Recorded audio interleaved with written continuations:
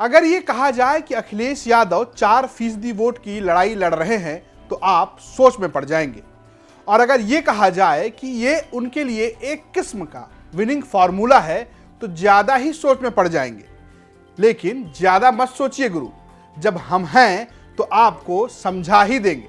नमस्कार, मैं हूं रजत सिंह और ये है यूपी तक।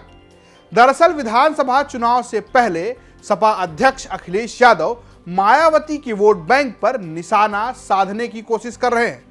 उन्होंने अंबेडकर वाहिनी गठित करने का ऐलान किया है, साथ ही साथ संगठन में मिठाई लाल भारती को राष्ट्रीय अध्यक्ष भी बना दिया है। इसके अलावा लगातार बसपा के पुराने नेताओं को अपनी पार्टी में एंट्री भी दे रहे हैं। इसके पीछे कुल कवायद ये है कि करीब 4% वोट वो अपने साथ साधना चाहते हैं। पहले ये समझते हैं कि आखिर अखिलेश कर क्या रहे हैं।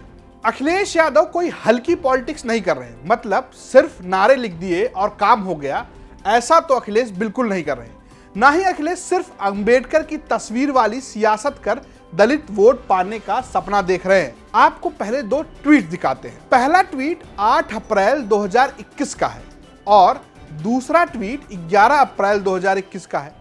पहले ट्वीट में अखिलेश यादव डॉक्टर अंबेडकर की जयंती पर दलित दीपावली मनाने का आग्रह कर रहे हैं। वहीं दूसरे ट्वीट में वो बाबा साहेब वाहिनी के गठन का संकल्प ले रहे हैं और अब उन्होंने बाबा साहेब वाहिनी बना भी दी है। अब सवाल यह है कि जिस समाजवादी पार्टी का दलित बनाम यादव का नैरेटिव रहा हो, क्या वो इस काम को अंजाम दे पाएगी?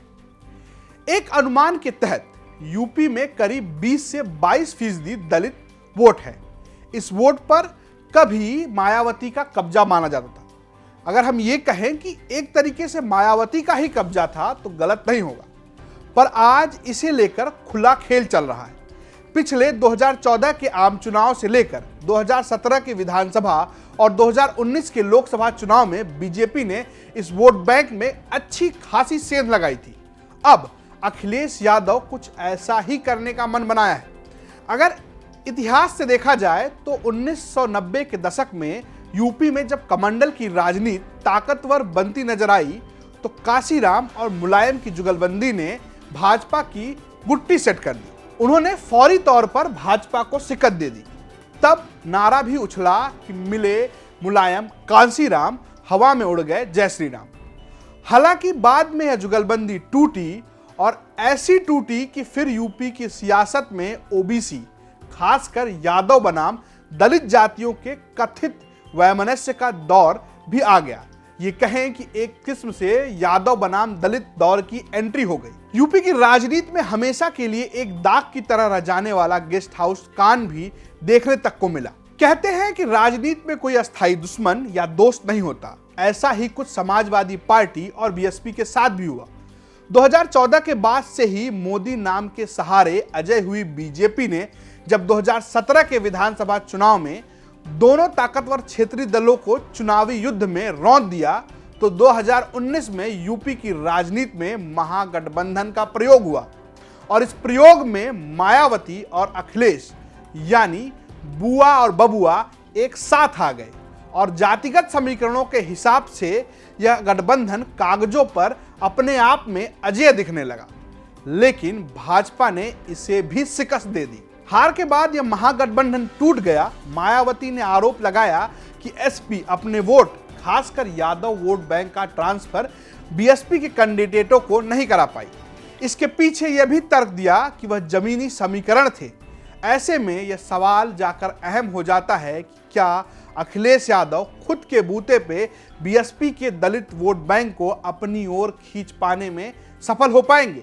क्या वो यादव टैग, यानी जो एसपी के ऊपर यादव टैग लगा है, उसे अपने से दूर कर पाएंगे?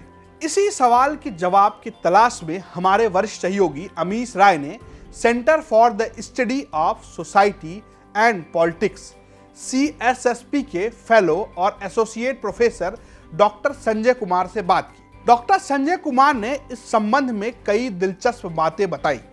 उन्होंने कहा कि राजनीति और खासकर यूपी की राजनीति इतनी सरल व्याख्या नहीं हो सकती। किसी एक फॉर्मूले को विनिंग फॉर्मूला बताना, सीटों का आकलन कर दिया जाना सही नहीं है। हालांकि वह इतना जरूर मान रहे हैं कि पॉपुलर परसेप्शन में मायावती पिछड़ रही हैं और उनका वोट बैंक दांव पर है। सवाल यह है कि आखिर पॉपुलर परसेप्शन क्या है? जीत के दावे सभी करते हैं, लेकिन जनता के मन में क्या है उसे समझना असली खेल है। पिछले एक वर्ष में लोगों के अंदर यह परसेप्शन जरूर आया है कि मायावती और बीजेपी में कहीं कोई सांठगांठ तो नहीं। अब इसकी वजह चाहे जो भी रही हो। इसके अलावा 4% वाला खेल भी डॉक्टर संजय कुमार समझाते हैं। वह एक मजेदार आंकड़ा देते हुए यूपी की राजनीति की जटिलता को समझाते हैं। वे कहते हैं 2017 के चुनाव की बात करें तो बीएसपी को 22.23% वोट मिले, जबकि सीटें मिली 19। समाजवादी पार्टी को 21.82% वोट मिले थे, यानी बीएसपी से कम वोट मिले, लेकिन सीटें 47 मिली, यानी बीएसपी से ज्यादा सीटें मिली। यह जो चुनावी मैट्रिक्स है इसे समझना बहुत जरूरी है। यह सारा खेल गुणा गणित का है। यूपी की राजनीति में जो भी पार्टी 28 से 30% वोट शेयर के आसपास होती है वो सरकार बनाने के स्थिति में आ जाती है। 2007 में बीएसपी को 30.4% वोट मिले और सीटें आईं 206। एसपी को करीब 5% वोट कम मिले तो उनकी सीटें आईं 97। 2012 के चुनाव में एसपी को 29.1% वोट मिले तो 224 सीटें मिली और उनसे करीब 3% या 3.25% कम वोट पे 25.19% वोट पर मायावती को 80 सीटें मिली। इस खेल को समझने की जरूरत है। डॉक्टर संजय कुमार बताते हैं कि अखिलेश का सारा फोकस इसी बात पर है कि वो किस जुगत से मायावती के दलित वोट बैंक से 4 से 5% वोट निकाल ले जाएं। अगर ऐसा करने में अखिलेश कामयाब हो जाएंगे तो उनकी चुनावी संभावनाएं जबरदस्त रूप से बढ़ जाएंगी। संजय कुमार ये भी मानते हैं कि एसपी के 27 से 28% वोट इस बार लगभग फिक्स हैं, यानी कि हम ये कहें कि वहां पर आसपास वो खड़ी नजर आ रही है। यह उनका अपना मुस्लिम और यादव वोट बैंक है जो इस बार भी उनके साथ मजबूती के साथ रहने वाला है। ओवैसी फैक्टर का असर भी मुसलमान वोटों पर नहीं पड़ेगा। ऐसे में अगर अखिलेश यादव दलित वोटों को साधने में सफल होते हैं तो वो एक विनिंग फॉर्मूला बना लेगी। इस स्टोरी को आपके लिए लिखा था हमारे वेबसाइट के सहयोगी अमीश राय ने। कैमरे के पीछे मौजूद हैं दीपांश और तमाम बड़ी खबरों के लिए बने रहिए यूपी तक के साथ।